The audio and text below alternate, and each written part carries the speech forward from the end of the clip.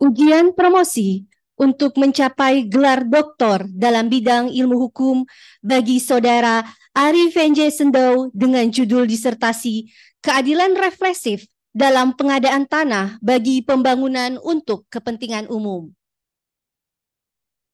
Rektor Universitas Hasanuddin dalam hal ini diwakili oleh Wakil Dekan Bidang Perencanaan, Sumber Daya dan Alumni Ibu Profesor Dr. Iin Karina Sakarita SHMH sebagai Ketua Sidang Terbuka Ujian Promosi Doktor. Ketua Sidang, promotor, kopromotor, dan para penguji dipersilahkan untuk memasuki ruang ujian. Hadirin dimohon berdiri.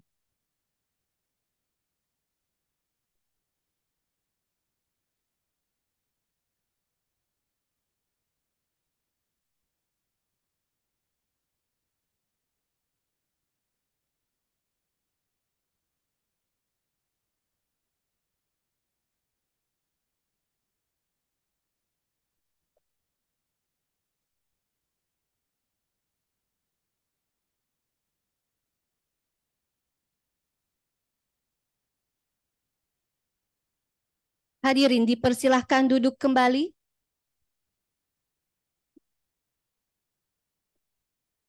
Ujian promosi ini adalah rangkaian dan tahapan-tahapan ujian yang telah dilalui saudara Promovendus, di mana pada tanggal 3 Juni 2021 proposal, pada tanggal 19 September 2020 seminar hasil penelitian, pada tanggal 27 Juli 2023 ujian disertasi, dan pada hari ini adalah ujian terakhir untuk mencapai gelar doktor dalam bidang ilmu hukum. Ujian promosi doktor saudara Ari Venje Sendau dibuka oleh Ketua Sidang. Terima kasih MC. Saudara Promovendus, apakah saudara telah siap secara fisik dan mental mengikuti ujian promosi ini? Baik. Atas nama Rektor, dengan ini sidang terbuka ujian promosi doktor saudara Ari Venje Sendau saya nyatakan dibuka.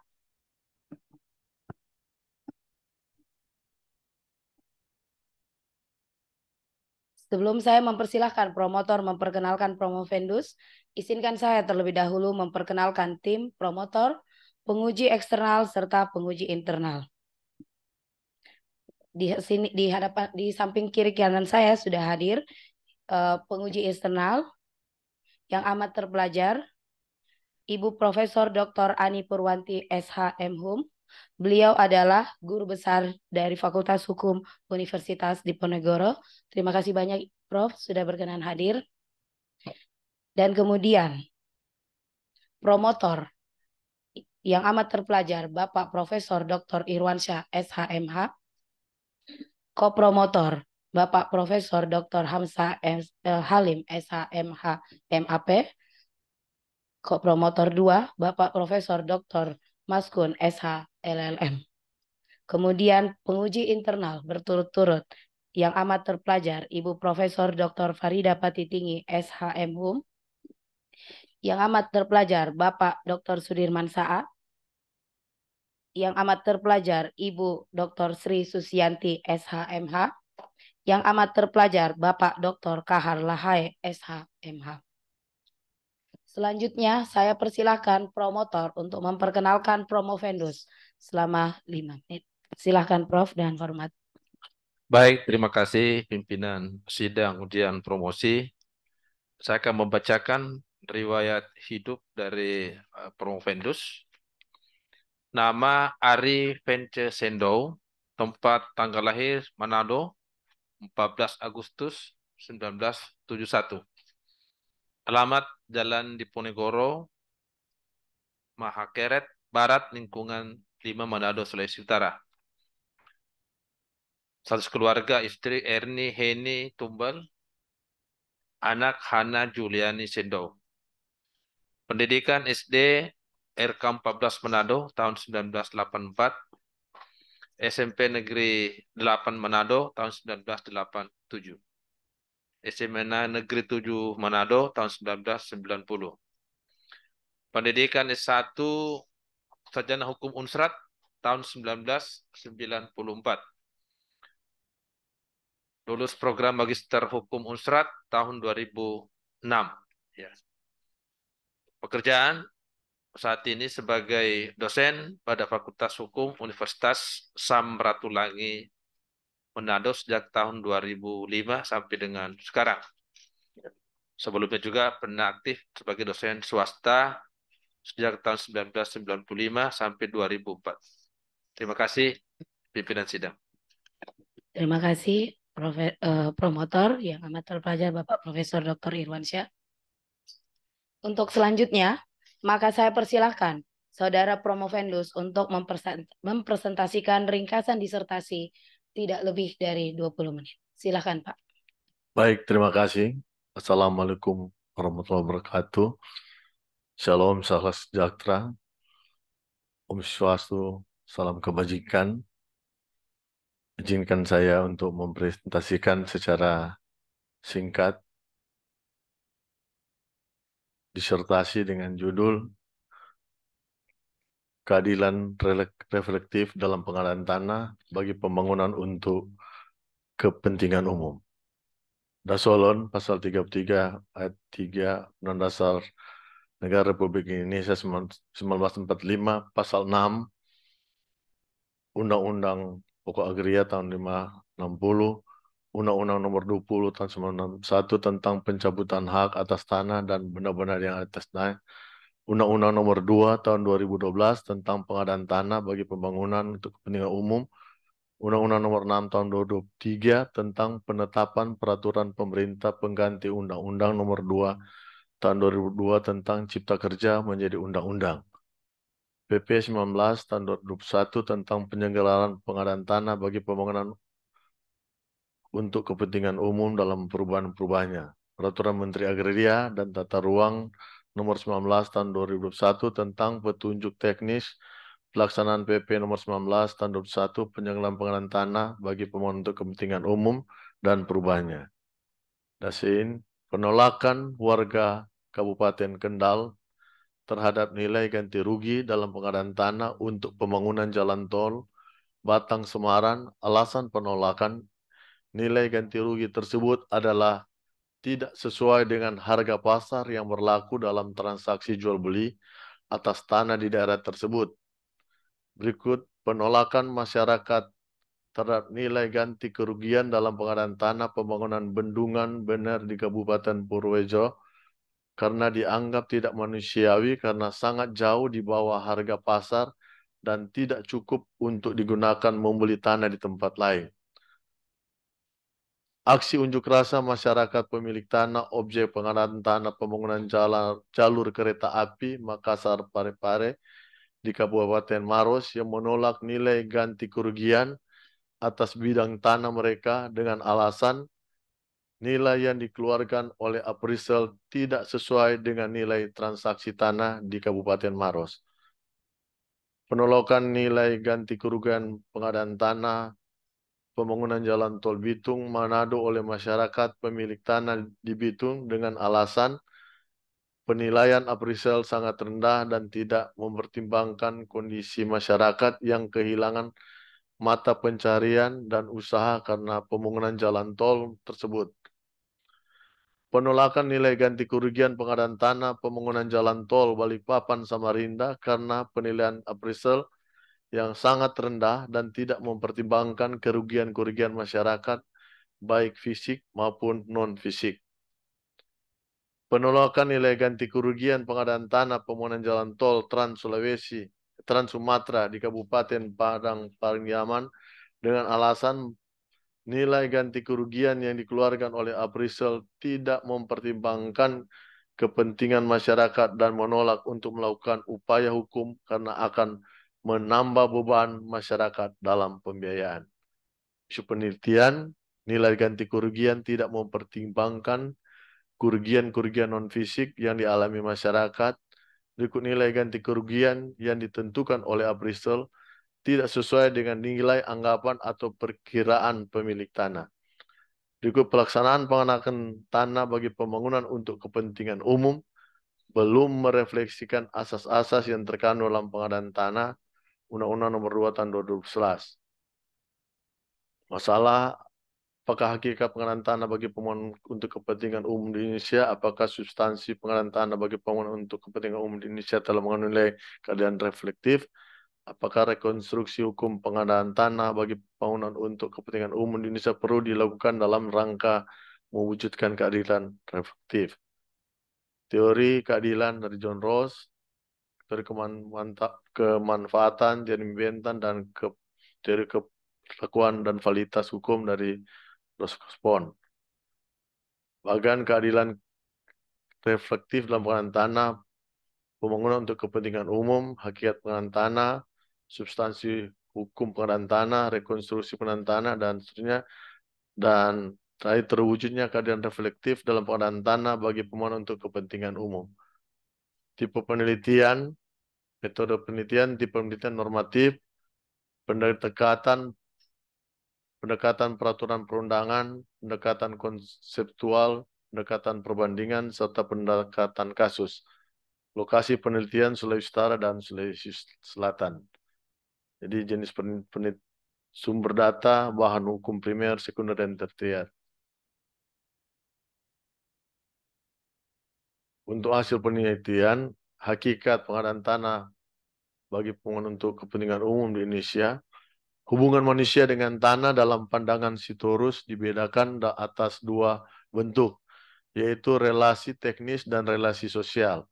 Relasi teknis berkaitan dengan hubungan manusia dengan tanah melalui aktivitas kerja, sedangkan relasi sosial adalah hubungan antara manusia terkait aktivitas kerja mereka di atas tanah. Negara menciptakan hubungan antara negara dengan tanah sehingga negara memiliki kekuasaan untuk mengatur penguasaan kepemilikan, mengatur peruntukan dan penggunaan tanah, serta mengatur penyertaan modal atas tanah. Hak negara untuk melakukan penguasaan atas tanah dilakukan dengan pembatasan tertentu, yaitu tidak boleh melanggar hak-hak dasar manusia yang dijamin oleh Undang-Undang Dasar Negara Republik Indonesia tahun 1945.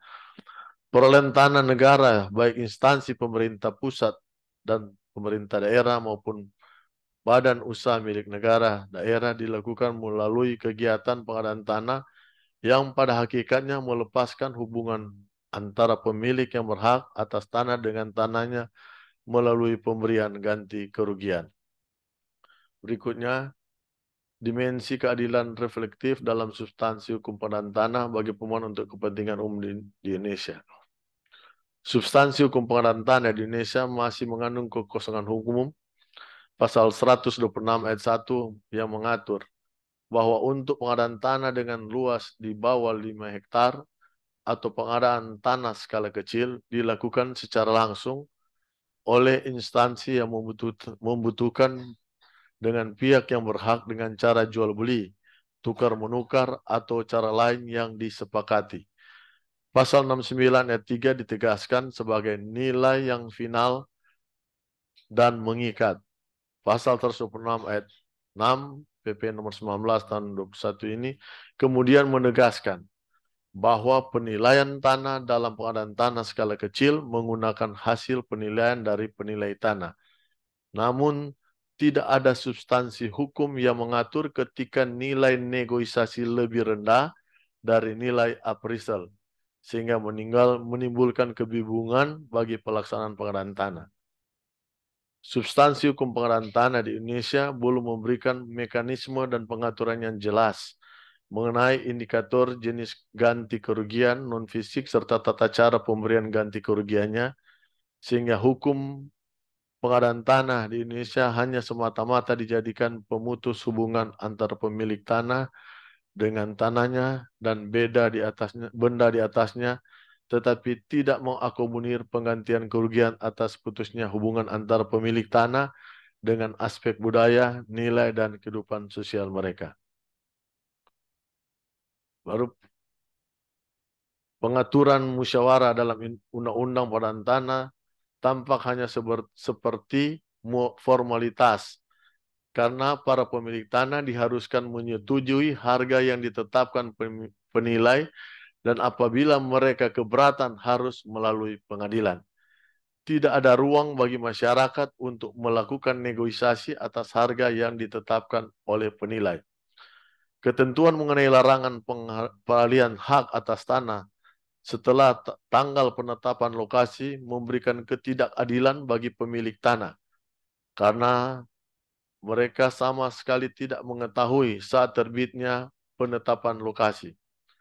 Substansi hukum pengadaan tanah dan substansi hukum di lingkungan peradilan tidak mengakomodir kondisi masyarakat yang sebagian besar buta hukum dan tidak memiliki biaya yang cukup dalam mengajukan perkara, sehingga mekanisme keberatan sebagai salah satu instrumen bagi masyarakat untuk memperoleh keadilan tidak menjadi pilihan masyarakat dalam mengejar hak-haknya. Jadi konstruksi hukum ideal dalam penentuan nilai ganti kerugian dan pengadaan tanah bagi pemohon untuk kepentingan dalam sudut pandang keadaan reflektif. Penentuan kewenangan pelaksanaan pengadaan tanah di masa Ketua Pelaksana Pengadaan Tanah adalah Badan Pertanahan Nasional, yang menyebabkan pengadaan tanah hanya dipandang sebagai atau sebatas bidang tanah dan dokumen kepemilikan.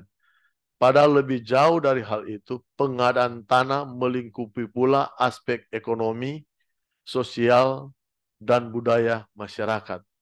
Hal ini yang telah terjadi selama ini, di mana pelaksanaan pengadaan tanah hanya dipandang sebatas bidang tanah dan dokumen kepemilikannya, dan hal inilah yang menjadi acuan penilaian dari appraisal sehingga menyebabkan nilai tanah di Indonesia dalam pelaksanaan pengadaan tanah hanya sebatas luas tanah dan tanda bukti hak pemilik tanah, dan mengabaikan nilai historis, nilai budaya, nilai sosial, dan nilai lain-lain yang ada dalam masyarakat.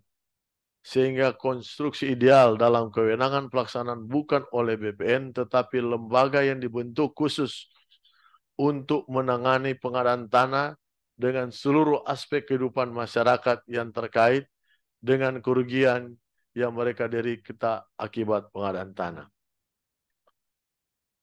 Sesuai dengan ketentuan dalam pengadaan tanah, penilaian tanah dilaksanakan daftar nominatif yang telah diserahkan oleh pelaksana pengadaan tanah, sehingga data penilaian adalah daftar nominatif.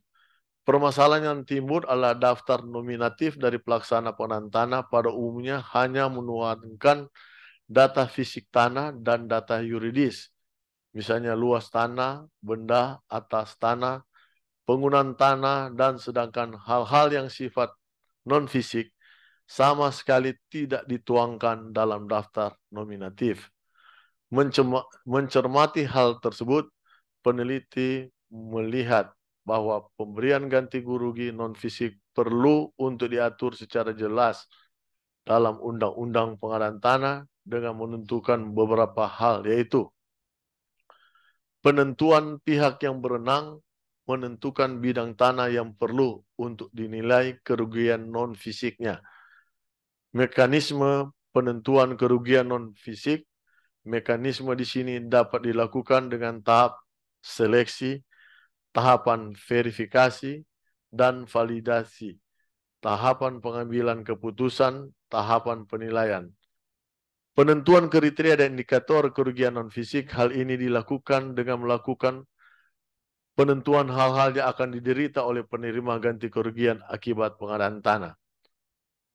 Pengaturan dalam PP nomor 19 tahun 2001 hanya menegaskan keharusan appraisal hadir dalam musyawarah untuk memberikan penjelasan kepada masyarakat, sedangkan penilaian telah dilaksanakan dan undang-undang telah menegaskan bahwa nilai appraisal ada nilai yang final yang mengikat, sehingga substansi hukum tersebut menunjukkan adanya sebuah kerangka hukum yang memaksa masyarakat untuk menyerahkan tanah mereka tanpa memiliki hak untuk memberikan pandangan dan pendapat mereka tentang harga dan nilai yang layak bagi mereka. Mengacu pada uraian di atas, maka dibutuhkan adanya perubahan substansi hukum tentang musyawarah. di mana setelah pelaksanaan pendataan oleh appraisal, dilakukan musyawarah dengan pemilik tanah, sehingga hal-hal yang bersifat sosial, ekonomi, dan budaya dapat diperhitungkan dalam penilaian appraisal. Setelah ditetapkan nilai ganti rugi, maka mekanisme dilaksanakan bukan lagi musyawarah, tetapi hanya meminta persetujuan atas nilai yang ditetapkan. Substansi hukum pengadaan tanah sama sekali tidak memberikan ruang bantuan hukum kepada masyarakat dan tidak memberikan kemudahan bagi masyarakat dalam pembiayaan perkara keberatan pengadaan tanah, sehingga menimbulkan kesulitan bagi masyarakat untuk mempertahankan hak-hak mereka. Oleh karena itu, konstruksi hukum yang perlu untuk diatur adalah keringanan biaya dalam pemeriksaan perkara pengadaan tanah. Kehidupan masyarakat pada lokasi pelaksanaan pengadaan tanah yang telah berlangsung lama tentu saja tidak hanya mengandung hubungan antara masyarakat dengan tanah, tetapi hubungan sosial, budaya, dan nilai yang terbentuk sehingga pemberian ganti kerugian pada dasarnya memutuskan pula hubungan-hubungan tersebut. Pengaturan pelaksanaan pengadaan tanah perlu untuk memberikan acuan dalam rangka menjaga kelangsungan hubungan sosial, budaya, nilai yang ada dalam kelompok masyarakat tertentu, terutama pada masyarakat kelompok hukum adat yang tentu saja memiliki ikatan sosial, budaya, nilai yang erat menjadi tidak adil bagi mereka jika hanya diputuskan dengan sejumlah uang ganti kerugian. Sehingga perlu adanya pengaturan kewajiban melakukan realokasi tentang kelompok masyarakat tertentu. Di sini ada lembaga pengawasan tanah, persiapan perencanaan, pelaksanaan, ya, pihak memutuskan pemerintah daerah dan seterusnya.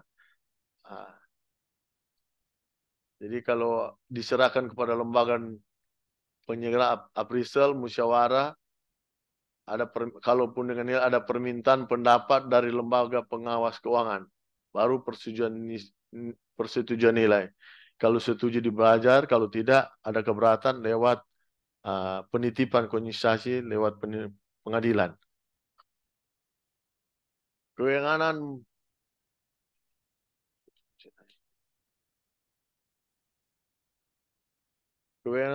penyelenggaraan pengadaan tanah untuk kepentingan umum dilaksanakan oleh sebuah lembaga khusus yang dibentuk oleh negara.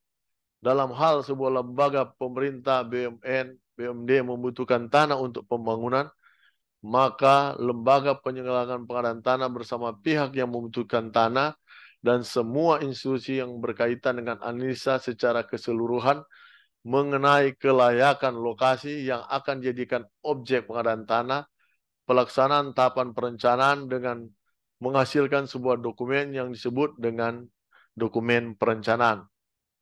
Setelah selesai dokumen perencanaan, Promovendus, tinggal 5 menit ya. Oke, terima kasih.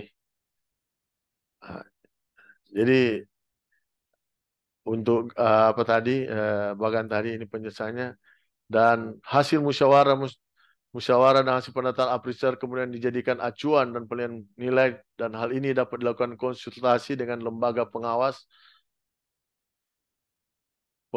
keuangan ataupun aparat penegak hukum yang diberikan kewenangan melakukan pendampingan pelaksanaan pengadaan tanah.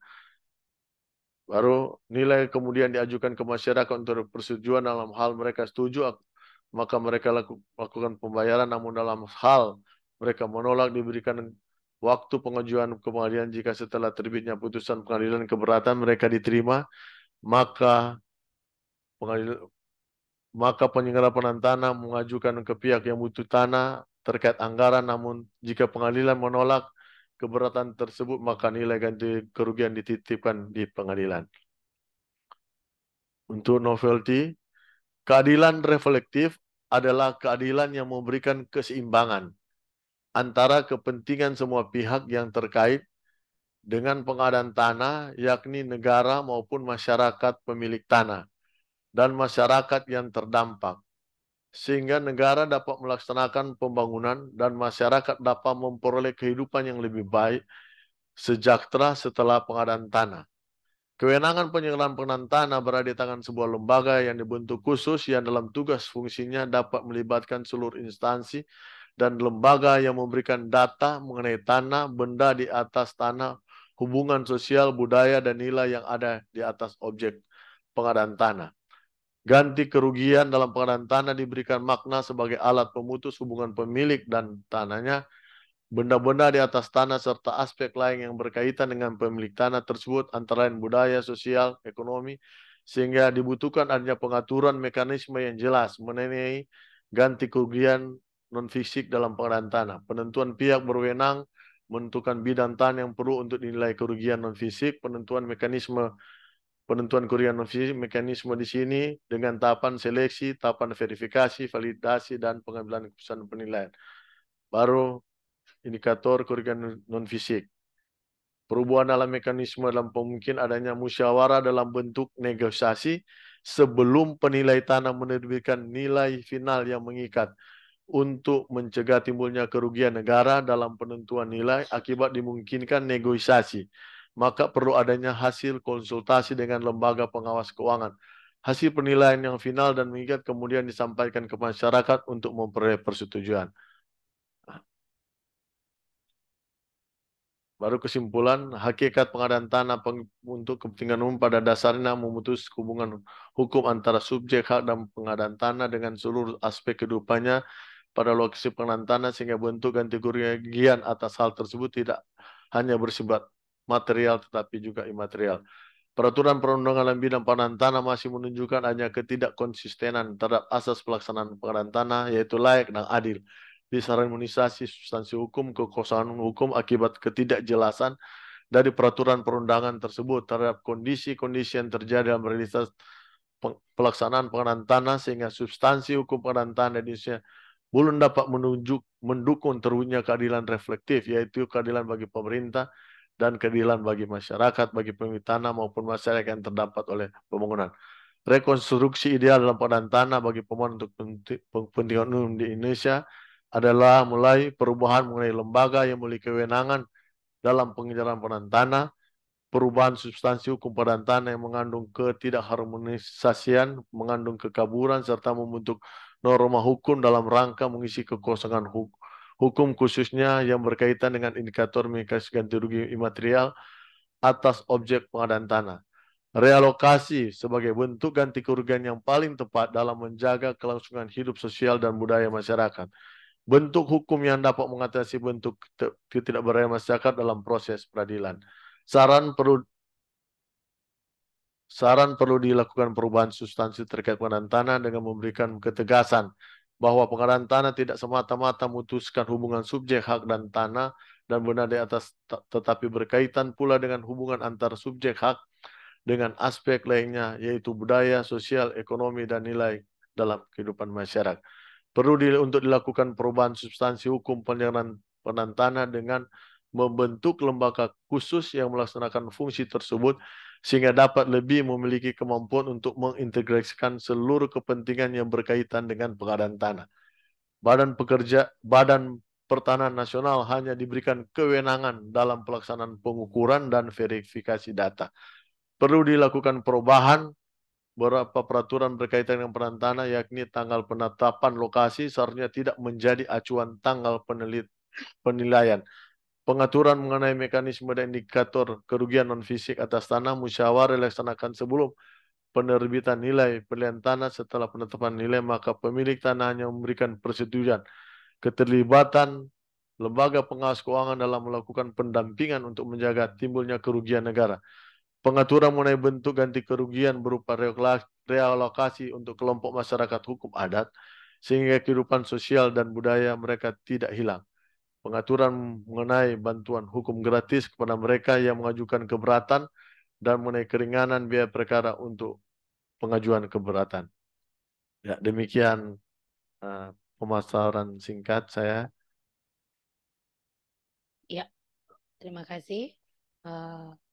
Saudara Promovendus Arifin Cesendau, ya. Saudara menggunakan waktu lebih ya 5 menit dari yang di seharusnya.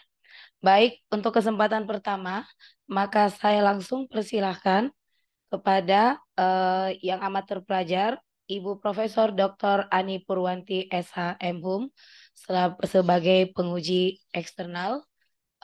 Silakan Prof untuk waktunya.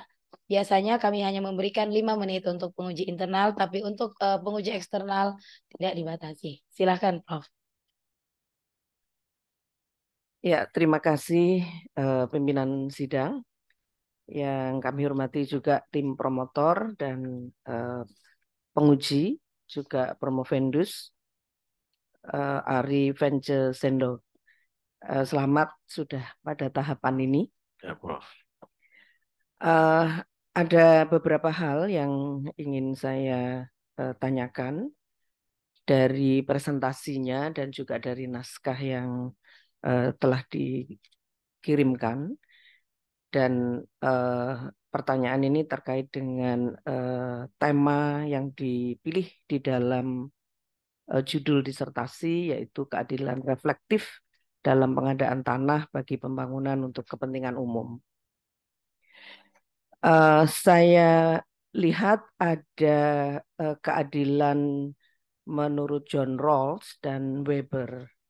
Jadi saya ingin bertanya, keadilan reflektif ini apakah merupakan perpaduan di antara keadilan John Rawls dan Weber, atau temuan dari Promovendus, dan mengapa keadilan reflektif ini digunakan atau dipilih untuk tema disertasi ini. Silahkan. Baik, terima kasih. Jadi keadilan dari John Rawls kan keadilan secara prinsipnya keadilan bersama dan kebersamaan dan perbedaan. Jadi pada prinsipnya kedudukan dalam persamaan ini semua itu sama, tidak ada dalam posisi yang setara, tidak ada yang perbedaan-perbedaan. Tetapi juga ada untuk mencapai keadilan perlu ada perbedaan-perbedaan. Dalam arti dalam pengadaan tanah, dalam proses atau prosedur yang dilaksanakan,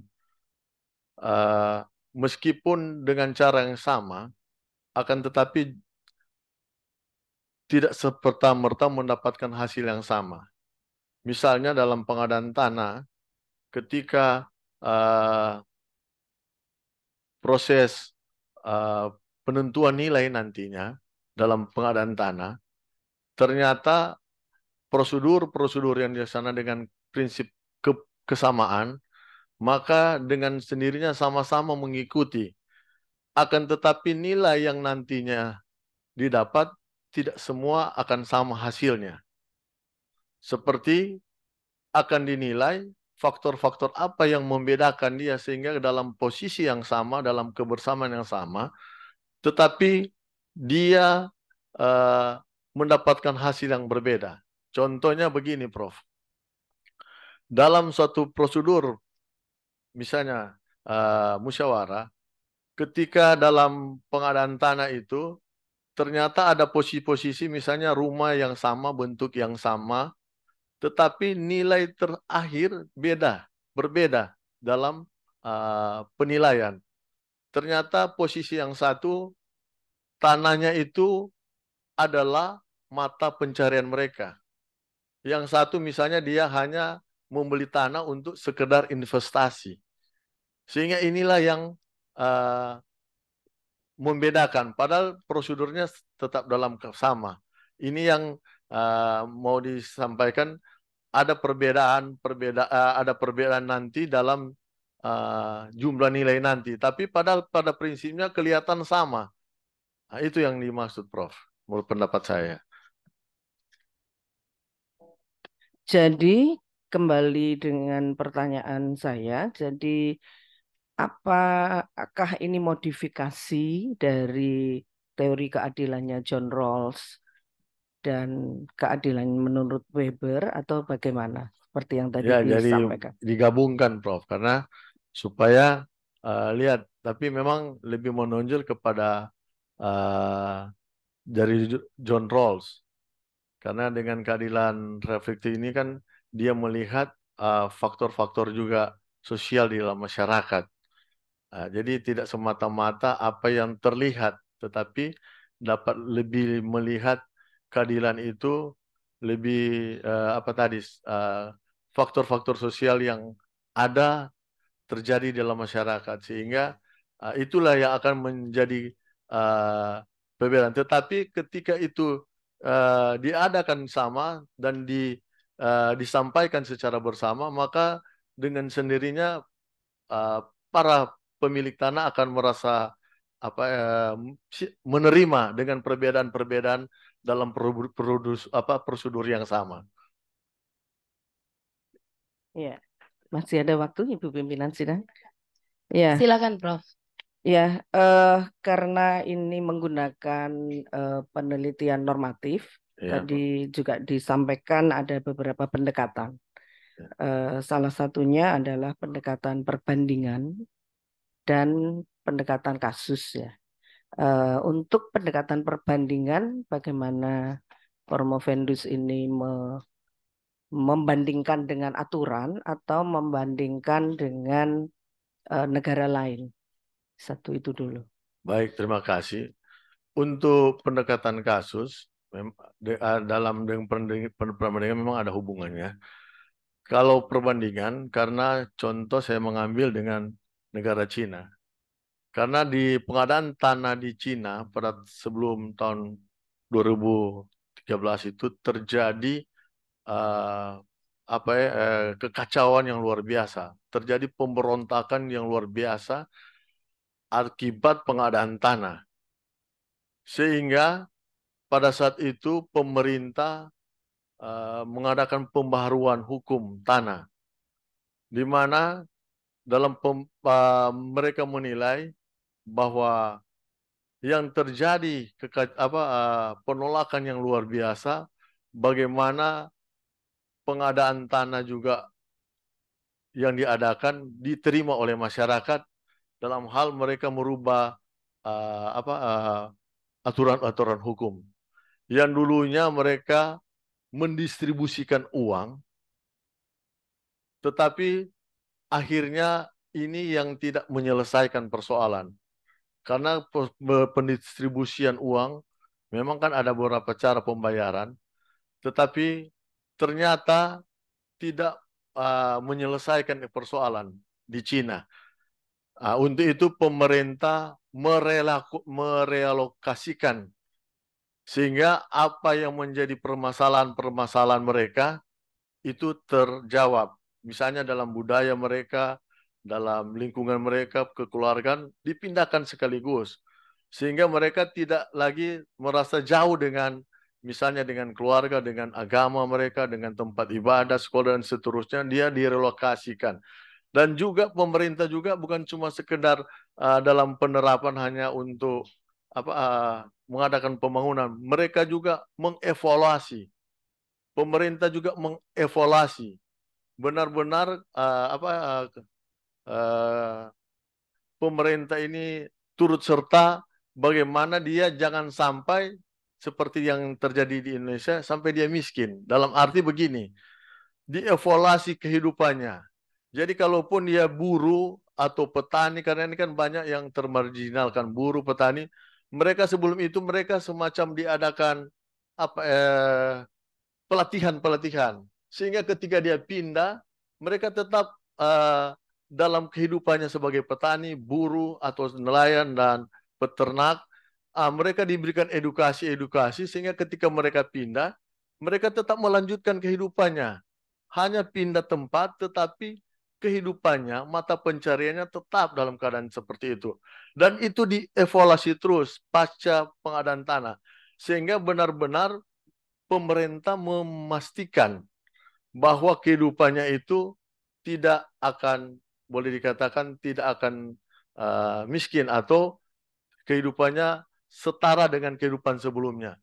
Jadi negara itu punya apa ya, campur tangan atau memastikan bahwa benar-benar masyarakat itu tidak dalam posisi yang turun, paling tidak dia setara ataupun lebih baik dari kehidupan semula.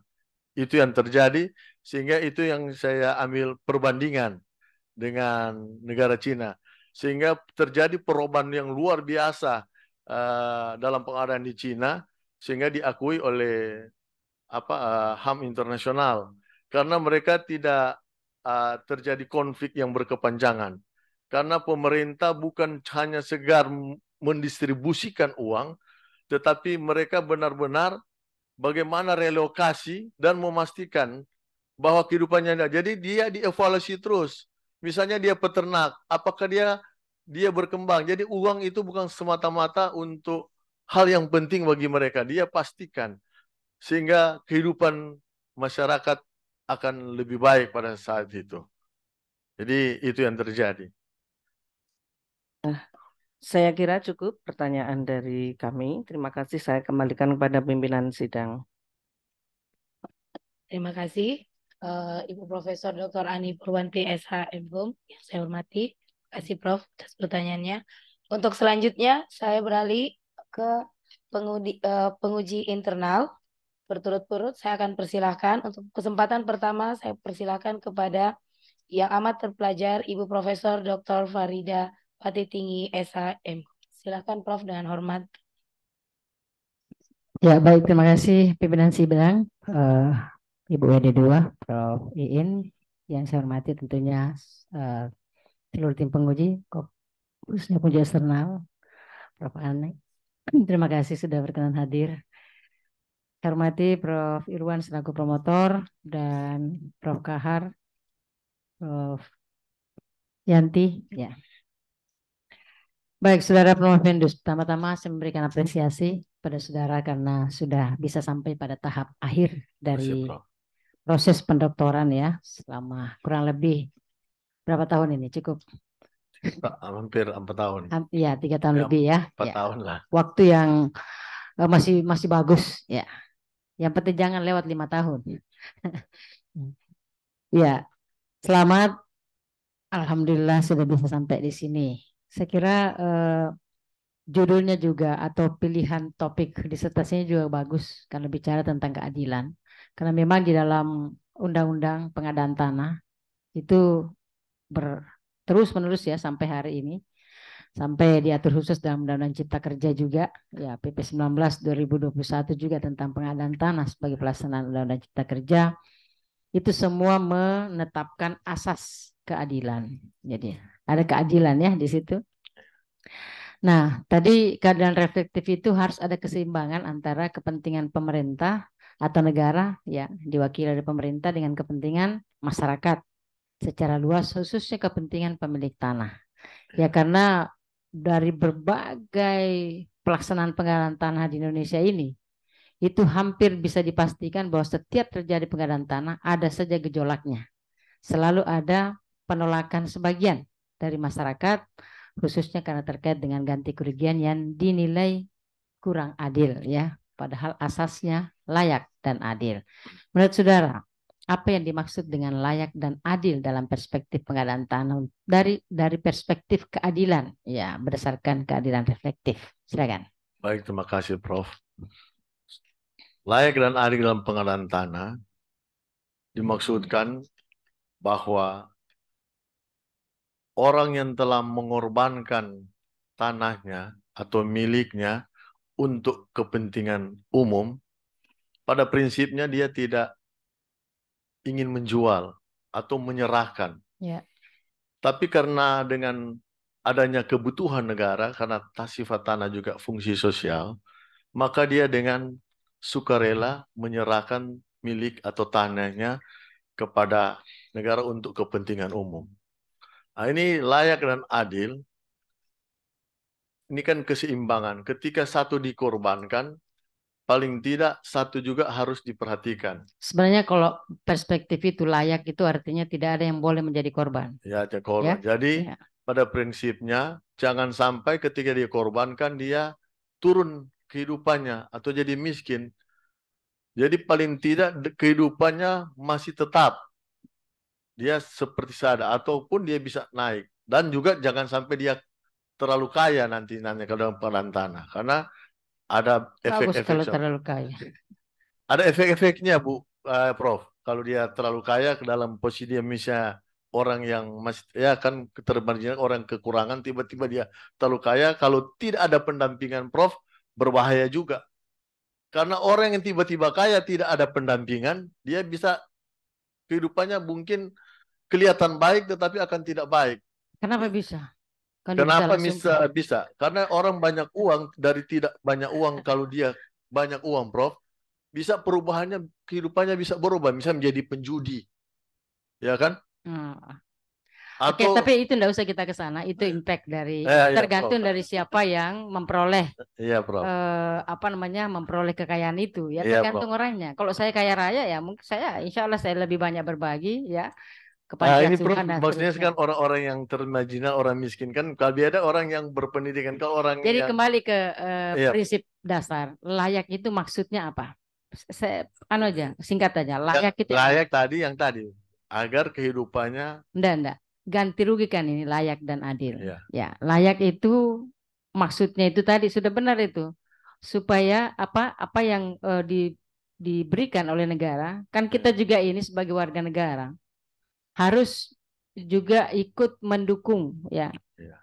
Harus ada di dalam proses pembangunan gitu. Nah, sekarang saya pemilik tanah, ya tentu saya harus merelakan tanah saya kalau itu betul-betul untuk kepentingan umum. Iya. Ya kan, fungsi sosial ya. Fungsi sosial. Maksud dari fungsi sosial itu adalah ketika setiap orang itu harus bisa menyerahkan ya tanahnya, sepanjang itu juga tetap diberikan penghargaan kepada yang bersangkutan. Jadi layak itu tidak terlalu kaya, tidak terlalu miskin. Sudah benar tadi ya. Ya, tidak terlalu kaya, tidak terlalu miskin setelah terjadi pengadaan tanah. Nah, hanya memang beberapa kendala. Mungkin dalam penelitian saudara dari analisis, dari riset-riset yang telah ada. Jadi, kenapa selalu lebih rendah nilai ganti kerugian pada saat pelaksanaan? Karena itu kan ada tahap perencanaan. Pada saat direncanakan nilai tanah sekian. Tidak diprediksi berapa nilai tanah pada saat akan dilaksanakan. Jadi selalu memang berbeda. Ya. Oke ya, adil tentu harus dengan teori ya, dan berdasarkan teori reflektif. Apakah sudah adil proses pengadaan tanah di Indonesia? Ya, kalau dilihat seperti tadi kan. Jangan dilihat, analisis dari analisis saya dari keadilan reflektifnya dengan isu tadi banyak penolakan yang terjadi. Jadi kan tidak ada keseimbangan. Jadi harusnya yang dikorbankan juga merasa dia dihargai. Jadi dasar saudara menyatakan bahwa tidak adil adalah karena masih banyak penolakan. Apa data yang saudara temukan? Ada data enggak? Dari misalnya 10 pengadaan tanah yang terjadi di Indonesia yang sebagai sampel analisis ya. Dari 10 itu rata-rata 80% subjek atau pemilik tanah menolak. Nah, itu kan berarti tidak adil. Itu harus ada indikator begitu. Jadi kita tidak bisa membayang-bayangkan saja. Ya, saudara kan peneliti ya. Ada enggak datanya? Yang lalu kan sempat tapi kan karena dibilang normatif jadi kan ini kan data bisa diambil, misalnya data dari hasil riset atau jurnal. Rata-rata pengadaan tanah misalnya 10 yang kita ambil, ternyata dari 10 itu 80% itu misalnya tidak.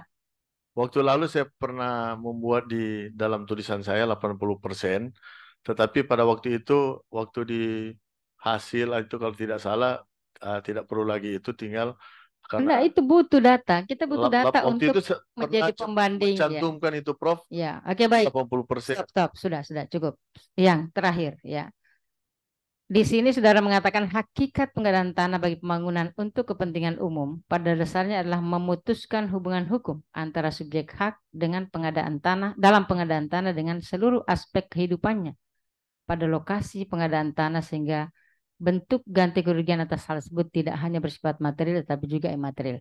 Saya kira ini sudah ditekankan di dalam peraturan perundang-undangan tentang pengadaan tanah. Jadi ganti kerugian itu selalu material, tidak hanya material tapi juga imaterial. Cuma selama ini imaterialnya belum menjadi pertimbangan utama gitu ya dalam proses musyawarah dan pemberian ganti kerugian. Tapi sejatinya hakikat pengadaan tanah itu bukan hanya sekedar memutuskan hubungan hukum. Tapi sebenarnya pengadaan tanah itu sejatinya adalah untuk apa? Tujuannya pengadaan tanah. Anda sudah baca asas dan tujuannya? Ya kan untuk kebaikan, untuk pembangunan, Prof, itu pengadaan tanah. Kan itu untuk kesejahteraan sebenarnya kesejahteraan, ya. ya. Jadi misalnya untuk pembangunan jalan tol supaya lebih cepat nih kalau kita dari Jakarta ke Jogja sekarang sudah bisa 6 jam naik baik dengan mobil misalnya gitu ya. Ke Bandung kemana ya? Ya mudah-mudahan nanti kereta apinya kita juga sudah sampai Manado gitu ya misalnya ya. Dari Makassar ke Manado. Jadi itu semua adalah untuk memberikan kesejahteraan kepada masyarakat. Hakikatnya di situ sebenarnya ya, hakikatnya sebenarnya di situ. Tapi dalam pelaksanaannya masih saja ada hal-hal yang berkaitan dengan ganti kerugian yang selalu menjadi permasalahan. Karena itu tadi salah satu hal yang menjadi penyebabnya karena ketika dilakukan perencanaan itu tidak diprediksi nilai tanah pada saat akan dilaksanakan pada tahap pelaksanaan. Ada 4 terakhir, mudah-mudahan saudara tahu ini. Ada 4 tahapan pengadaan tanah. Pertama, perencanaan, Oke. persiapan, pelaksanaan, dan penyerahan hasil. Oke, jadi kalau begitu saya selesaikan. Saya sudahi pertanyaan saya karena sudah dipahami gitu ya. Ya, baik. Terima kasih. Selamat buat saudara. Demikian wabillahi taufiq wal hidayah. Assalamualaikum warahmatullahi wabarakatuh dan selamat siang. Terima kasih, Prof. Terima kasih banyak, Prof. Farida. Ya, untungnya saudara menjawab dengan baik ya 4 pertanyaan yang diminta tadi di akhir. Kalau tidak masih ditambah pertanyaannya. Iya. Ya, untuk selanjutnya saya persilahkan dengan hormat yang amat terpelajar Ibu Dr. Sri Susianti SHMH. Silakan, Bu. Ya, terima kasih atas kesempatan diberikan. Assalamualaikum warahmatullahi wabarakatuh dan selamat pagi. Yang saya hormati pimpinan sidang Ibu Profesor Dr. Iin Sakarina ya, Prof ya, SHMA. Yang saya hormati tim promotor Bapak Profesor Dr. Irwansyah SHMH, dan yang hadir di tengah-tengah kita penguji eksternal Ibu Profesor Dr. Ani Purwati SHMHUM, dan penguji internal yang saya hormati Ibu Profesor Dr. Farida Patitinggi SHMHUM dan Bapak Dr. Kahalai SHMHUM. Ya, saudara promovendus Pak Ari Vence Sendau ya.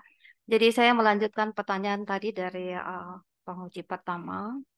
Tadi bagaimana keadilan yang Bapak masukkan, reflektif ini, sebenarnya titiknya ada pada keseimbangan antara pemerintah yang menginginkan tanah dalam hal ini adalah untuk kepentingan umum, itu selalu berdasarkan standar, bahkan menggunakan standar NJOP ya, yang dibawa dari harga pasar. Ya, harga pasar. Kemudian masyarakat menginginkan tentunya berharap lebih dari sekedar dari NJOP.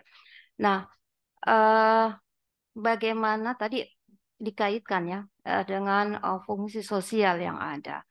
Nah, pasal 6, karena pemerintah juga beranjak dari situ bahwa tanah itu mempunyai fungsi sosial. Jadi kepentingan umum jauh lebih besar daripada kepentingan perseorangan.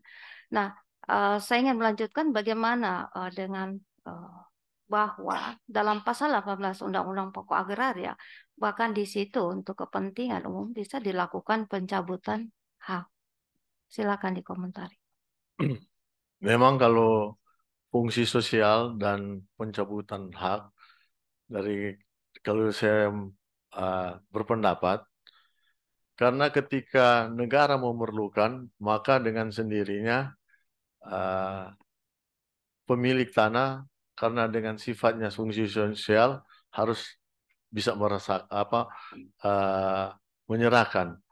Akan tetapi ada juga yang mempertahankan dengan kepemilikan dengan berbagai alasan tertentu.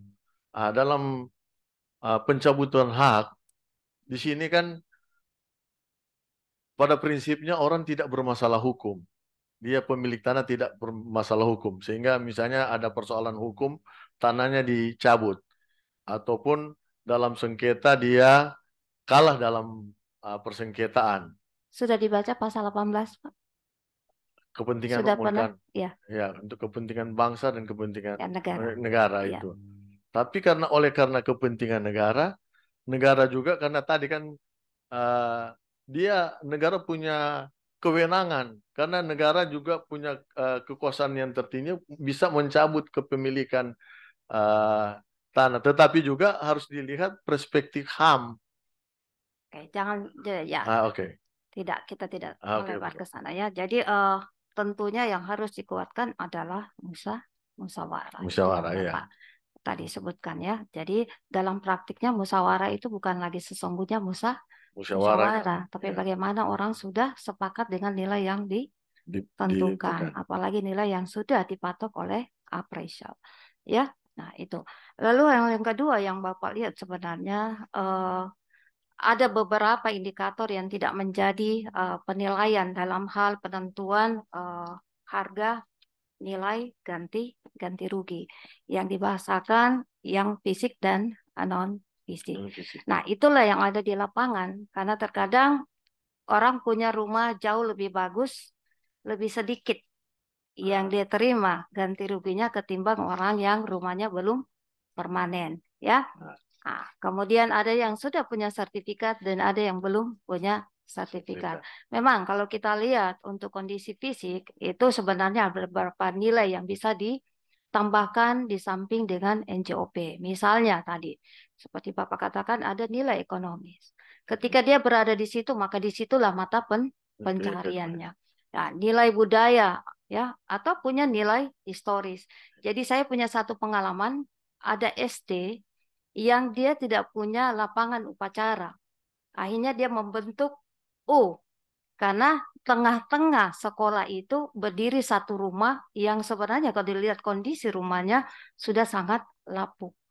Nah, saya coba menemui orangnya dan ternyata dia seorang guru, pensiunan guru yang tinggal tidak jauh dari rumah itu. Lalu saya katakan, bagaimana ketika ibu mau menyerahkan tanah itu dan akan diganti karena SD ini tidak bisa memperoleh nilai maksimum pada saat akreditasi.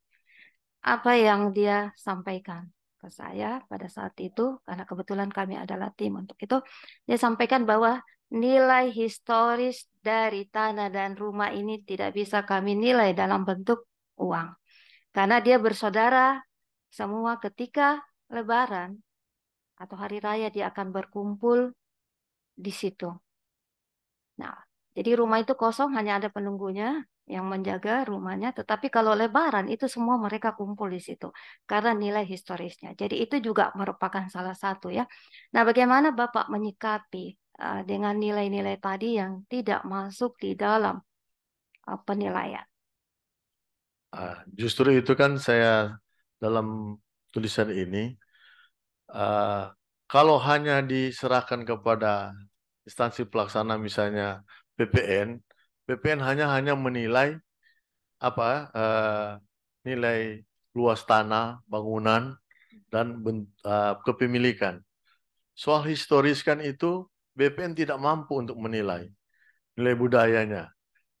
Justru itu perlu ditambah dengan instansi yang terkait yang bisa menilai budaya.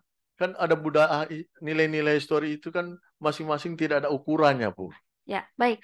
Tapi kalau dalam tim penilai tanah itu memungkinkan ada dari basic ekonomi, teknik.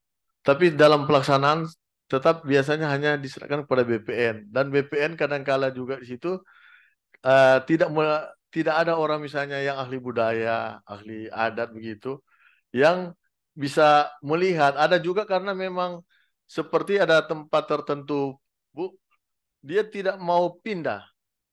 Karena di situ kalau mau lihat ada benda-benda yang mereka anggap benda-benda yang punya nilai historis. Artinya kalau orang secara misalnya BPN lihat cuma batu-batu itu berapa harganya batu-batu, tetapi mereka berani mati untuk mempertahankan benda-benda tersebut. Sehingga kalau mau dipindahkan, jangan cuma pindahkan begitu, sekaligus harus pindah. Situ kan tadi ditawarkan relokasi, sehingga bukan saja tempat itu, pindahkan dengan orang-orang yang sekitar situ yang ya paling tidak dia Baik. pribadi. Jadi saya menangkap dari yang Saudara Promovendus sampaikan ya. Karena di sini juga saya mencatat bahwa salah satu bentuk dari bagaimana melihat itu layak dan adil adalah merelokasi. Kalau itu adalah meliputi perumahan dari masyarakat, maka semestinya sudah ada penyediaan bagi mereka untuk memindahkan mereka ke tempat yang tentunya dianggap paling tidak sama dengan kondisi sebelumnya. Setuju kah Bapak? Ya, supaya kehidupannya tidak terpecah-pecah kan. Yang tadi kalau ada supaya dia ada di satu tempat, kalau dia pindah hanya tempatnya dipindah, orang-orangnya juga pindah. Jadi tempatnya ada, kalau orang-orang terpisah itu yang tidak dinilai secara non fisik menurut saya. Ya, karena pengadaan tanah itu kan sudah dimulai tadi dengan perencanaan. Ya, saya kira saya selesai, Prof. Saya kembalikan. Terima kasih. Assalamualaikum. Terima kasih banyak. Yang amat terpelajar Ibu Dr. Sri Susianti SH.MH. Selanjutnya saya langsung saja persilakan yang amat dengan hormat yang amat terpelajar Bapak Dr. Kahar Lahai SH.MH. Disilakan Pak. Ya, baik. Terima kasih. Yang terhormat Ibu Profesor Dr. Karita Karina SH.MA selaku pimpinan sidang. Yang terhormat Ibu Profesor Dr. Profesor Dr. Irwasya SHM selaku promotor. Yang terhormat Ibu Profesor Dr. Padapati Tinggi SHM selaku penguji internal. Yang terhormat Ibu Profesor Dr. Andi Purwanti SHM selaku penguji eksternal. Yang terhormat Ibu Dr. Susanti SHMH selaku penguji internal. Saudara Promovendus, dari judul ini sebenarnya kita mengharapkan pemikiran ya, ini kan penelitian normatif ya, jadi kan kita akan melihat bagaimana sih pengaturan atau peraturan perundang-undangan yang ada sekarang mengatur mengenai pengadaan tanah. Ya. Dan ini sangat panjang ya, sampai Undang-Undang Cipta Kerja itu kebanyakan mengubah norma-norma yang ada di dalam Undang-Undang Nomor 2 Tahun 2012. Jadi kita tidak perlu mundur terlalu jauh ya. Tetapi semua itu didasarkan pada Undang-Undang Pokok Agraria ya, tadi sudah disampaikan. Jadi semua tanah itu mempunyai fungsi usaha pasal 6, kemudian pasal 18 ya.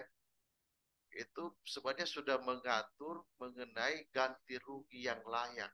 Ini yang dijabarkan sebenarnya lebih jauh. Bagaimana ganti rugi itu tidak memiskinkan ya, dan tidak juga membuat pemilik tanah menjadi terlalu kaya. Ya.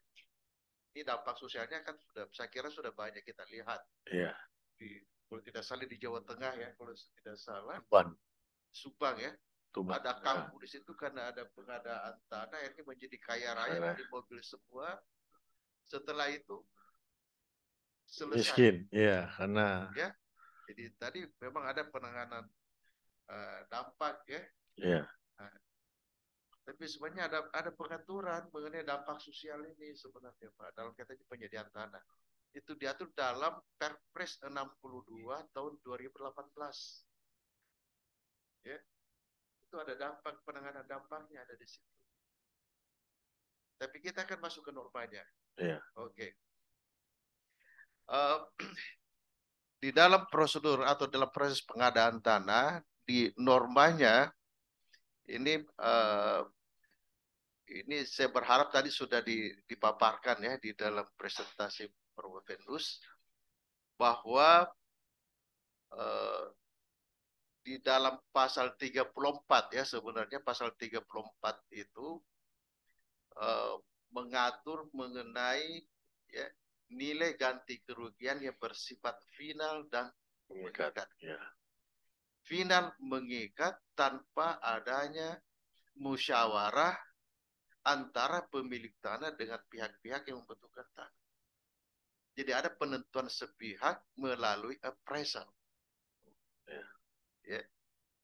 Kira-kira bagaimana pandangan Provendus dengan ketentuan ini, lalu kemudian dihubungkan dengan keadilan reflektif ini.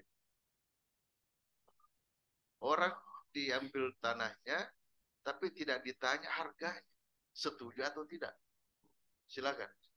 Memang sangat ironis ketika pemilik tanah dalam menentukan nilai tanahnya, dia tidak dilibatkan. Kan soal keadilan kan ini. Dia sebagai pemilik tanah, dia tidak dilibatkan untuk memusyawarahkan soal nilai. Seharusnya kan pemilik tanah dia aja dilibatkan supaya dia tahu persis tanahnya dinilai apa-apa yang dinilai. Sehingga terasa tidak adil ketika pihak lain yang menentukan nilainya dalam proses pengadaan tanah. Dia sendiri tidak dilibatkan. Nah, ini yang boleh dikatakan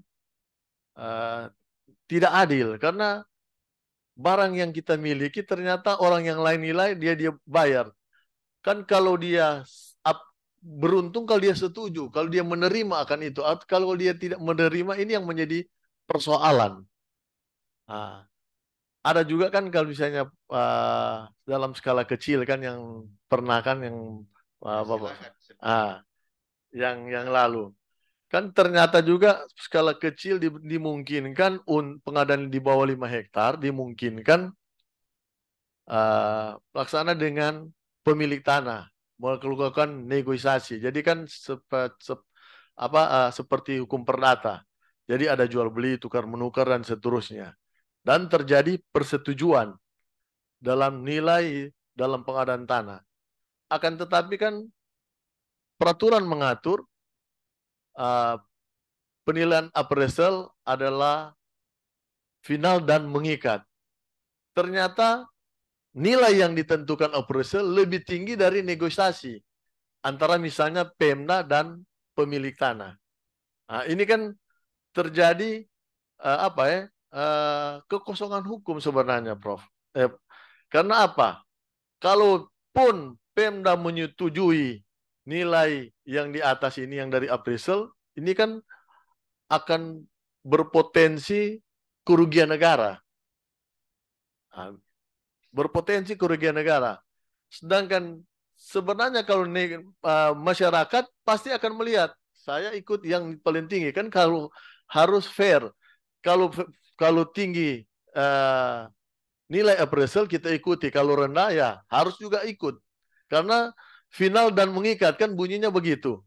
Terjadi ya. Jadi kalau untuk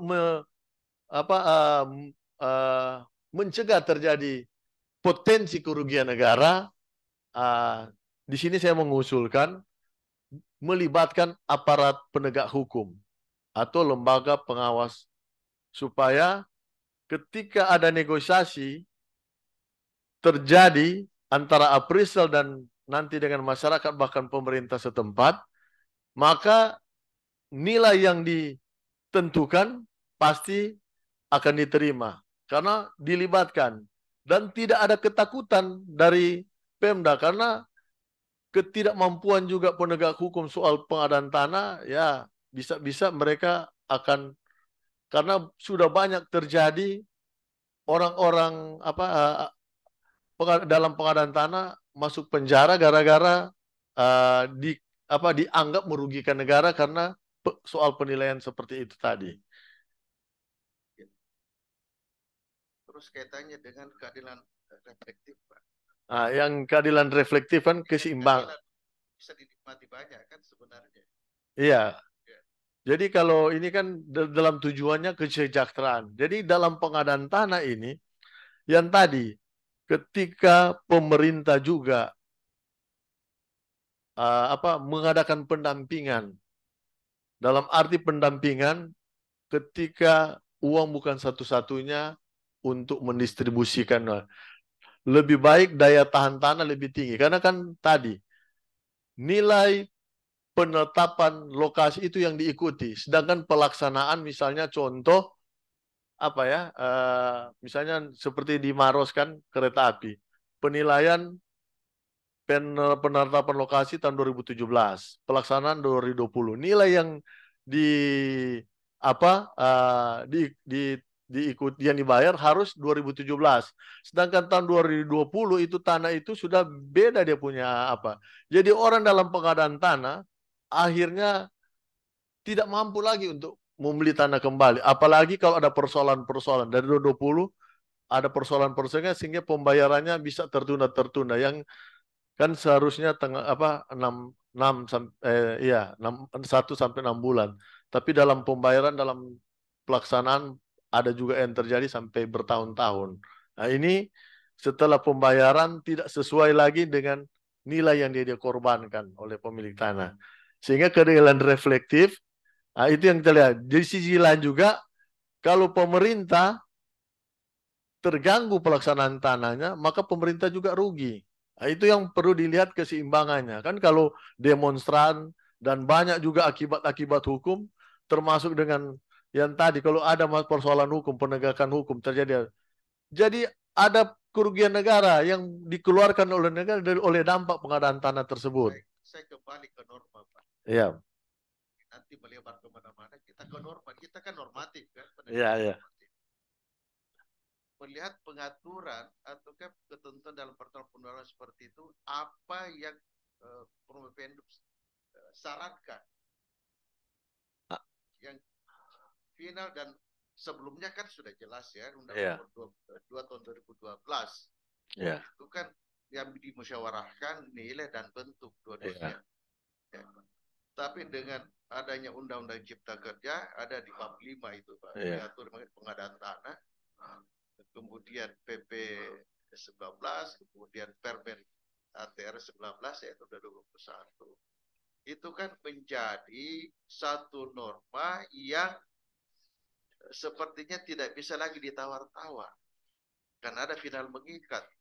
Di dalam penelitian ini apa yang Provendus rekonstruksikan sebenarnya ya, ini kan melihat fakta ini kan penelitian normatif, mereka melihat norma-norma kan.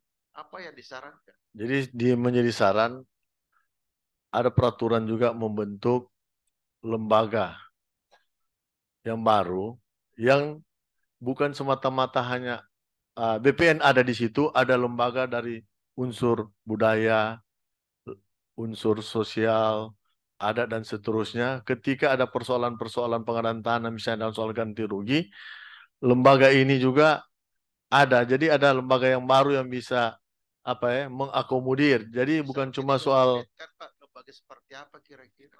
Itu yang saya lembaga yang melibatkan seluruh elemen yang dalam pengadaan tanah. Jadi BPN hanya bagian, termasuk bagian dari lembaga tersebut.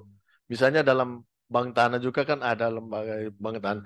Jadi supaya dimasukkan. Jadi, karena penilaian selama ini kan hanya soal fisiknya dan yuridisnya, soal kepemilikannya.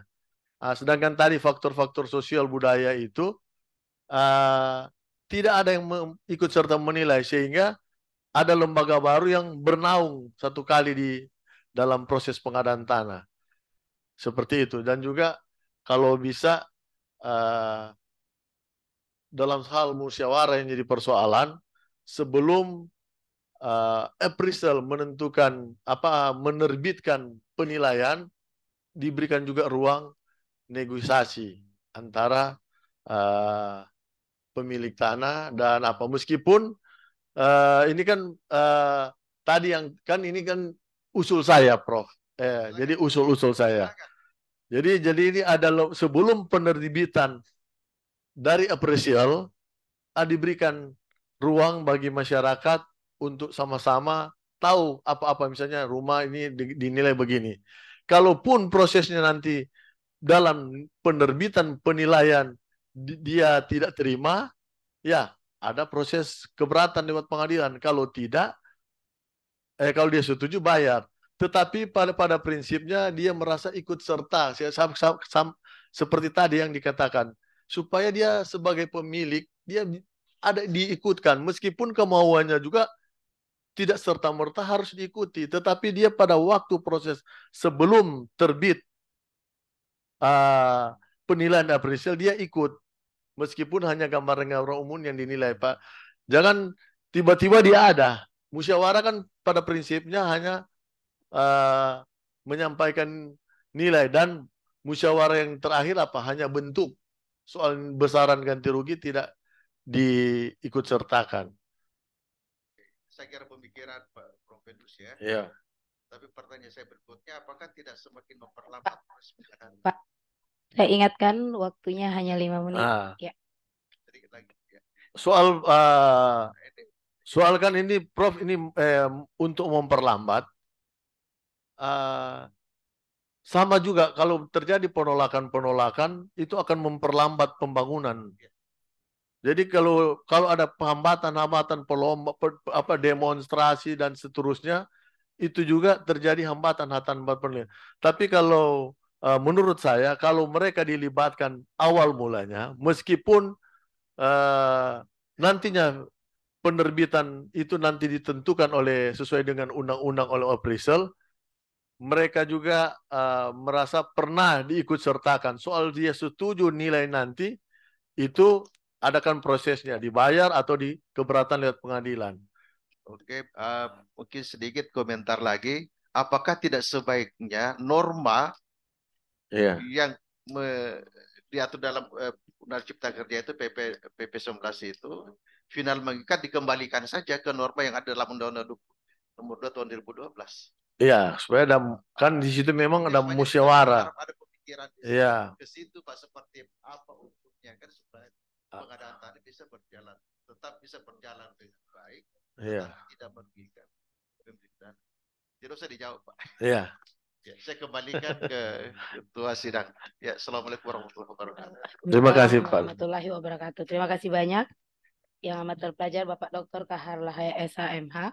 Untuk selanjutnya maka saya undang dengan hormat promotor Bapak yang amat terpelajar Bapak Profesor Dr.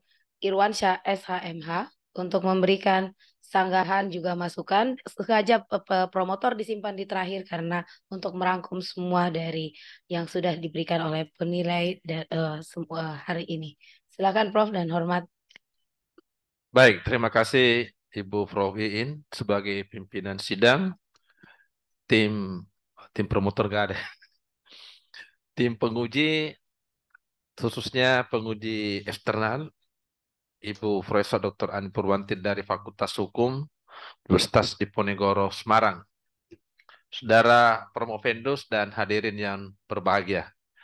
Tentu yang pertama, selaku promotor tentu merasa bangga, ya, untuk dua hal. Tadi Anda memberikan respon, tanggapan, jawaban, ya, itu selalu terkait dengan setiap pertanyaan dari para penyangga atau penguji. Ya, secara substantif Anda sudah menjelaskan untuk beberapa hal yang sifatnya memang mendasar ya. Tadi tawaran konsep mengenai keadilan reflektif kemudian dibuat semacam komparasi dengan berbagai keadilan sebelumnya. Kemudian hal yang kedua, semangat menjelaskan ya. Sepertinya Pak Ari ini juga tuan tanah di Manado ya? Tidak. Tidak, Bro. Oh, enggak ya. Saya tadi kesannya ini tuan tanah di Manado ini. Tuan Ali kalau Manado bilang. Oh, ya. Biasanya itu orang yang banyak menjelaskan hal detail begitu tuan tanah ya. Artinya kalau bukan tuan tanah, Anda melakukan penelitian dengan betul ya. Sehingga Anda bisa cerita banyak ya. Nah, biasanya kalau hal begini agak susah menceritakan banyak hal ya. Kalau penelitiannya tidak bagus ya. Oke. Kemudian nanti ke depannya ini ada hal-hal mendasar tadi ya. Jadi mungkin akan lebih dipertajam lagi dan ini akan menjadi bahan-bahan untuk riset sebelumnya ya. Iya. Setelah mungkin Anda menyelesaikan studi, Anda matangkan mengenai keadilan reflektif. Ya, tadi kan Anda belum sebut bagaimana dalam versi keindonesiaan. Ya, misalnya Iya. keadilan sosial, keadilan Pancasila. Ya, supaya bisa Iya. lebih membumi ya. Iya. Dan yang kedua, Anda yang bagus ini ya. Nah, ini soal kerugian imaterial ya. Ini Anda banyak bahas. Saya kira ini potensi ke depan dibuat riset ya. Karena kalau bicara mengenai ganti kerugian dari sisi materi sudah banyak orang bicara ya. Mungkin sudah bosan mendengarkan ya. Nah, tadi mungkin ke depannya bergeser ya mengenai keadilan imaterial ya. Jangan sampai kita punya keadilan Pancasila justru tidak Pancasilais ya. Ya, artinya hanya memindahkan saja pengorbanan orang ya. Tadi Anda sebut meningkatkan kesejahteraan ya. Tapi kan rasanya tidak banyak contoh di Indonesia ya. Kalau yang banyak kaya ada di daerah Tuban ya.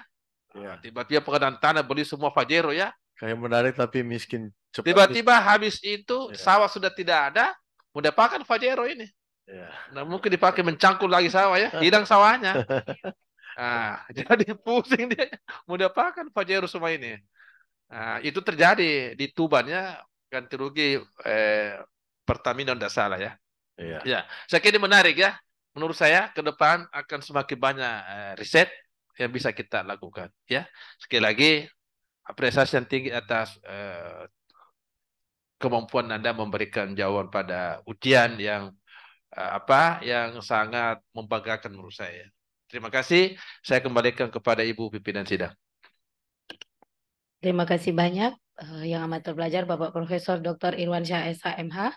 Dengan berakhirnya pertanyaan maupun komentar dari promotor, maka berakhir pula seluruh rangkaian pertanyaan ya pada sesi ini. Jadi mungkin Pak Promovendus, Pak Ari bisa bernafas dulu, nggak bisa tarik nafas, bisa minum dulu. Saya lihat juga ada saya agak tegang. Ya. Terima kasih.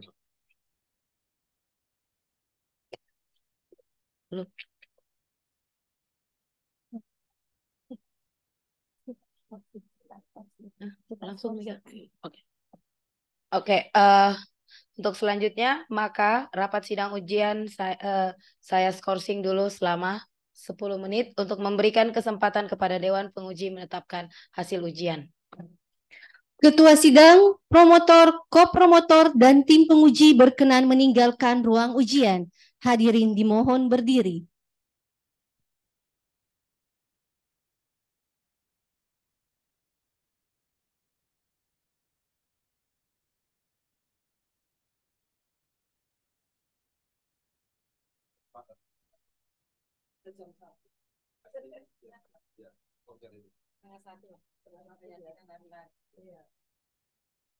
Hadirin dipersilahkan duduk kembali.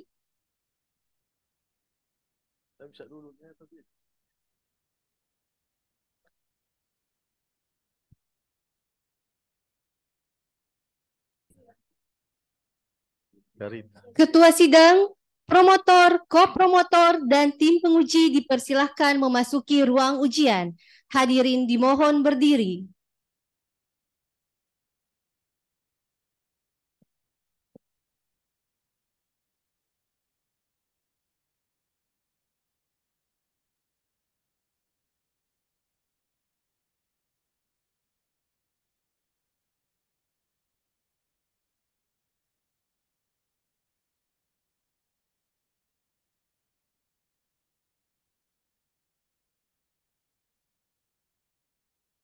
Hadirin dipersilakan duduk kembali. Sidang ujian promosi doktor dibuka kembali oleh Ketua Sidang. Rapat sidang ujian saya buka kembali. Pembacaan yudisium oleh Ketua Sidang. Yudisium. Sidang terbuka ujian promosi doktor Universitas Hasanuddin beserta promotor, kopromotor, dan penguji dalam rangka ujian promosi untuk mencapai gelar doktor dalam bidang ilmu hukum bagi saudara Ari Vence Sendo setelah mempertimbangkan jawaban-jawaban atas segala pertanyaan dan sanggahan yang dikemukakan oleh promotor, kopromotor, dan penguji. Dengan ini menyatakan bahwa saudara Ari Vencesendo dinyatakan lulus dengan predikat sangat memuaskan. Dengan demikian, mulai hari ini, Rabu tanggal 16 Agustus 2023, pukul 12 waktu Indonesia Tengah, pukul 11.30 ya, Saudara Ari Vencesendo berhak memakai gelar doktor dalam bidang ilmu hukum. Semoga ilmu yang dimiliki dapat dimanfaatkan bagi kepentingan umat manusia. Makassar, 16 Agustus 2023, atas nama Rektor, Promotor, Profesor Dr. Irwansyah SHMH, Ketua Sidang Iin Garita Sakarina. Penyerahan hasil yudisium oleh Ketua Sidang kepada Dr. Ari Vencesendo SHMH dipersilahkan mengambil tempat.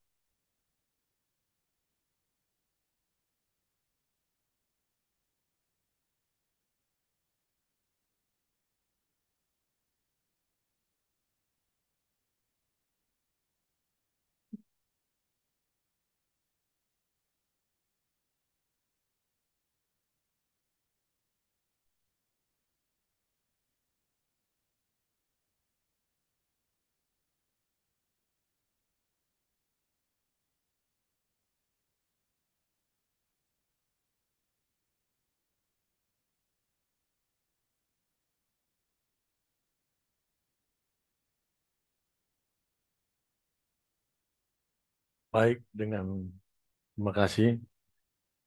Dengan hormat, dengan kasih, saya sampaikan kepada Ibu Profesor Dr. In Garita Sakarina SHMA, selaku pimpinan sidang juga Wakil Dekan 2, yang kami hormati dan amat terpelajar Profesor Dr. Irwansyah SHMH sebagai promotor, juga yang kami hormati amat terpelajar Profesor Dr. Ani Purwanti SHM Hum, yang dihormati yang amat terpelajar Profesor Dr. Farida Patinggi SHM Hum,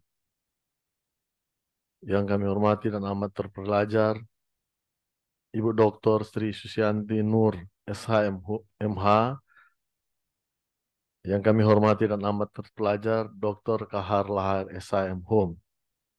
Juga tak lupa kami mengucapkan terima kasih kepada Profesor Dr. Hamzah Halim SHMH MAP sebagai dekan, juga sebagai co-promotor 1. Yang kami hormati juga Profesor Dr. Maskun SHLM sebagai Wakil Dekan 1 dan sebagai promotor, co-promotor. Dan juga kami juga mengucap terima kasih bagi keluarga almarhum Bapak Profesor Dr. Muhammad Asri SHMH, yang juga menjadi promotor saya sampai saya ujian tertutup. Dan beliau juga memimpin hasil. Kalau tertutup sudah Prof. Tapi untuk penulisan sampai tertutup, beliau juga masih membimbing. Itu yang dimaksudkan. Jadi saya berterima kasih, mengucap syukur, meskipun beliau sudah meninggalkan, tapi untuk keluarganya yang ditinggalkan, ucapan terima kasih yang tidak terhingga kepada seluruh Bapak Ibu yang selalu memberikan support, semangat kepada saya, baik pimpinan, yang tidak disangka Prof. Hamzah menjadi dekan, begitu juga Prof. Maskun menjadi wakil dekan. Yang kami hormati juga Ibu Prof. Dr. Farida Patitinggi sebagai dekan, dan bersyukur juga sebagai wakil rektor di Unhas, wakil rektor 3. Dan saya bersyukur atas ya. Jadi bersyukur karena beliau-beliau ini yang menjadi orang penting. Yang saya juga merasa apa ya, terberkati. Sebenarnya saya tidak masuk dengan Prof. Irwansa dalam kelompok bimbingan. Tetapi Prof memasukkan saya sebagai anak bimbingan di kelompok. Jadi sebagai dianggap promotor. Cuma saya satu-satunya. Tapi itulah Tuhan memberikan jalan ridho. Ternyata ujungnya saya tetap di situ. Padahal cuma saya yang bukan bimbingan dari Prof. Hanya penguji pada waktu itu. Jadi 2019 Prof sudah masukkan saya di situ. Ternyata sampai akhir ini puji syukur kepada Tuhan saya masih masuk dan boleh berhasil karena dukungan support dari para profesor, Bapak Ibu dokter, juga Prof Ani yang jauh bersedia untuk menjadi dosen penguji eksternal. Memang dalam perkuliahan kami tidak seperti perkuliahan sekarang. Karena perkuliahan kami awalnya hanya perkuliahan biasa, tetapi berikutnya jadi daring karena keadaan COVID. Beda dengan COVID, kalau kuliah COVID dia sudah tahu keadaan-keadaannya. Tetapi kan ini memutus hubungan komunikasi karena prof-prof juga takut menerima berkas kita karena kan harus disemprot. Kan pada waktu itu takut, jangankan untuk bertemu. Bahan-bahan yang dikirim belum tentu dibuka karena kan pada saat itu ketakutan luar biasa. Sehingga komunikasi untuk untuk pembimbingan kadang-kala terhambat karena mungkin juga beban kerja dari sebagai dosen juga saya tahu persis. Ada S1, S2, S3 yang kita harus mengajar, periksa tugas dan seterusnya sehingga memperlambat. Nah, ditambah saya juga waktu kuliah sebagai dosen harus mendapat tugas pelajar. Tugas pelajar karena jauh. Taruh karena jauh harus beasiswa. Tetapi kan beasiswa setelah COVID, sepasca COVID tidak ada mungkin sampai sekarang. Nah, ini menjadi persoalan dari secara administrasi saya di fakultas. Dan saya diberhentikan dari tunjangan diberhentikan, dan saya tetap kuliah. Ini ya menjadi kendala, tetapi saya bersyukur saya bisa maju terus. Karena di sisi lain, boleh dikatakan saya memerlukan biaya, tapi saya ada pendapatan yang dihentikan. Nah, ini yang ya begitulah, karena manusiawi kan Prof. Saya juga sebagai kepala rumah tangga menanggung istri, anak-anak dalam pembiayaan-pembiayaan yang tanggung jawab. Jadi, tapi saya bersyukur dalam kelas mungkin saya ke-6 dari 20. Jadi masih ada beberapa kelas Palu, kelas C yang masih nggak tahu 6 atau 7 atau pokoknya saya hitung itu baru 6, mungkin sudah 7. Jadi saya bersyukur saya tidak dalam posisi yang paling lama dalam persoalan-persoalan ini. Tapi berkat bimbingan, berkat semangat dari Bapak Ibu dosen, mudah-mudahan ke depan ini saya akan kembali dengan pengurusan administrasi saya dan juga untuk kemaslahatan karena sebagai pengajar, ilmu yang saya miliki, yang saya dapat peroleh, ya sebagai akademisi harus wajib untuk mentransfer sesuai dengan apa yang itu berkat bekal-bekal yang saya dapatkan dari Universitas Hasanuddin Fakultas Hukum yang kita banggakan. Jadi biarlah suatu waktu kita bertemu, mudah-mudahan kita dalam posisi yang sehat, kuat, semakin diberkati dan sukses di kemudian. Terima kasih juga kepada ibu saya yang memberi support semangat dia. Ya, ibu saya juga yang membantu baik finansial, istri, anak yang sama-sama yang selalu memberikan doanya terutama dan ya supaya saya mencapai gelar doktor. Terima kasih, puji Tuhan. Sekali lagi disampaikan, terima kasih.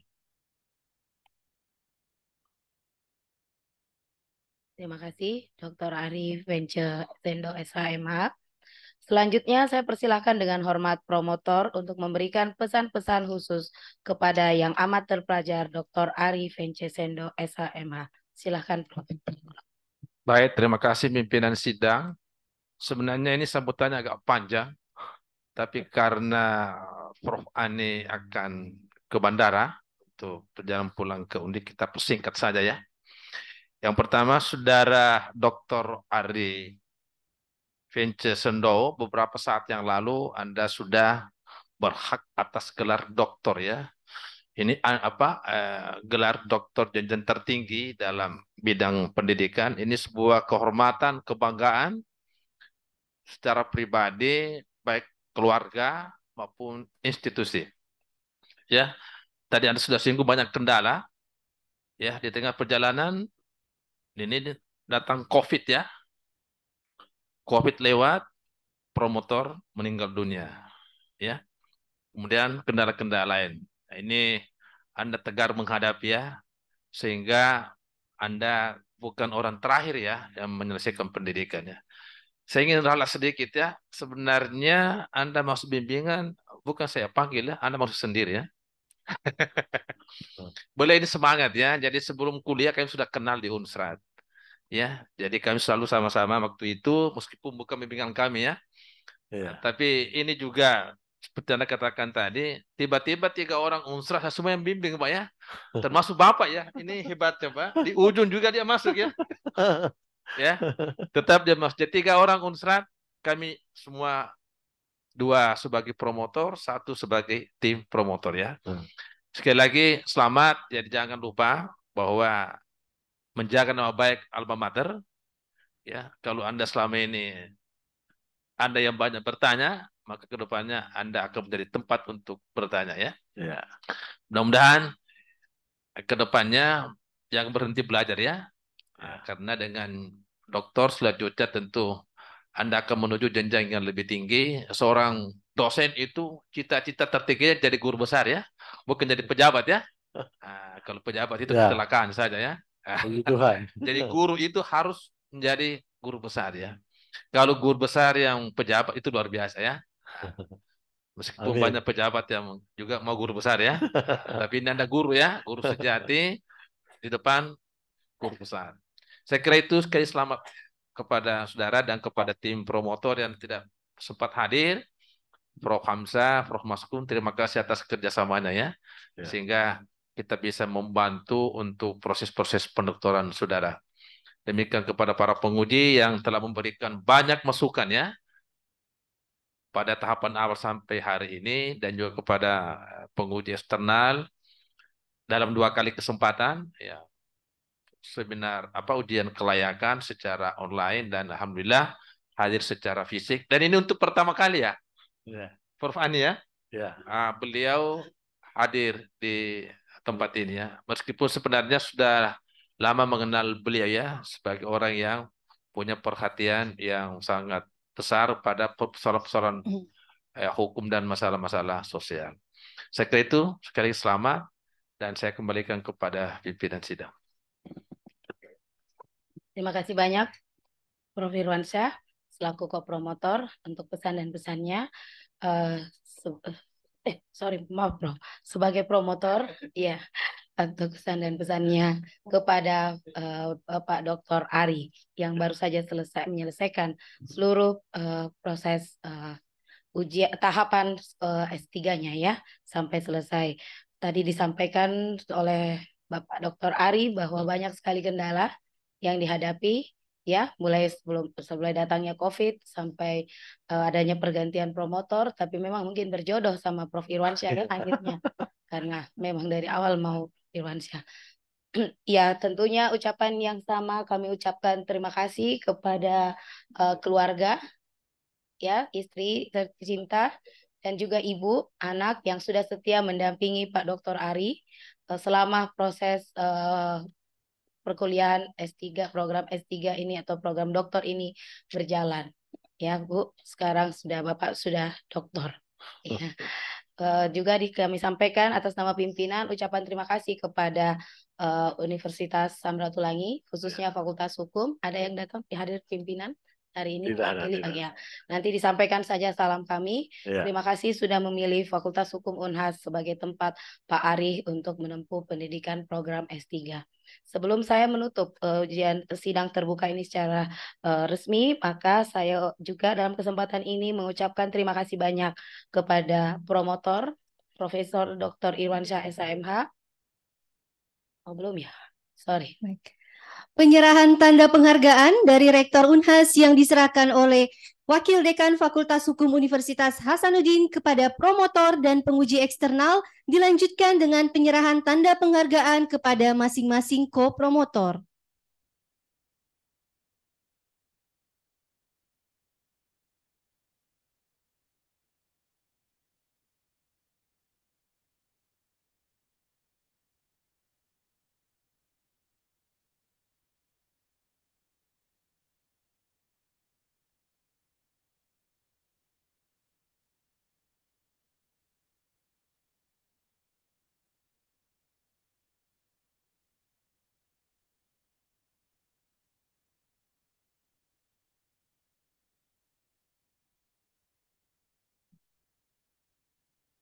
Sidang terbuka ujian promosi doktor Universitas Hasanuddin ditutup oleh Ketua Sidang. Ya, sebelum saya menutup, izinkan saya mengucapkan terima kasih yang sebesar-besarnya kepada tim promotor, kopromotor, dan para penyangga berturut-turut yang saya hormati, yang amat terpelajar Bapak Profesor Irwansyah, SHMH. Terima kasih Prof sudah berkenan menjadi promotor bagi saudara Bapak Dr. Ari yang ya hari ini kopromotor Bapak Profesor Dr. Hamzah Halim dan juga Prof Dr. Maskun tidak berkenan maaf tidak bisa hadir karena kami kedapatan musibah, ada musibah tadi di Fakultas Hukum sehingga keduanya harus menyelesaikan mengawali ini. Makanya saya mewakili. Yang kemudian ucapan terima kasih juga saya saturkan kepada yang amat terpelajar Ibu Profesor Dr. Ani Purwanti SHM HUM. Terima kasih banyak Prof sudah berkenan hadir dan juga mohon maaf karena tadi agak lama menunggu. Ya. Yang sama, ucapan terima kasih yang sama juga berturut-turut saya ucapkan kepada penilai internal Ibu Profesor Dr. Farida Patiting yang saya hormati. Terima kasih Prof. Ibu Dr. Sri Susianti SHMH sedikit lagi Bu. Amin. Dan juga Bapak Dr. Kahar Lahe SHMH. Terima kasih Pak untuk berkenan waktunya menemani dan mengawal mulai dari proses ujian proposal sampai ujian promosi pada saudara Dr. Ari Venture Semdo SHMH. Untuk selanjutnya maka saya akan menutup ujian sidang promosi, sidang ujian terbuka, ujian promosi doktor Universitas Hasanuddin dengan resmi saya tutup.